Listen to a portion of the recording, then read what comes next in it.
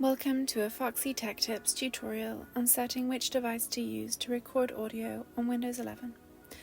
If you find this tutorial helpful, please consider subscribing to my channel and liking the video.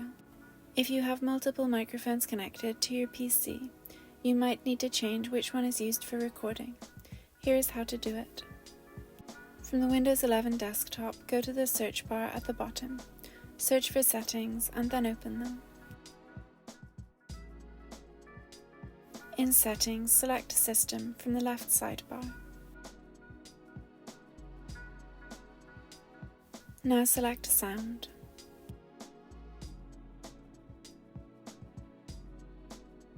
In Sound Settings, go to the Input section and click on Choose a device for speaking or recording. A drop-down list will appear with your connected microphones.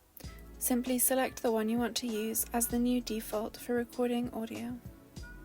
And that draws an end to this tutorial. Please like the video if you found it helpful, and subscribe to Foxy Tech Tips for more Windows 11 tips and tricks.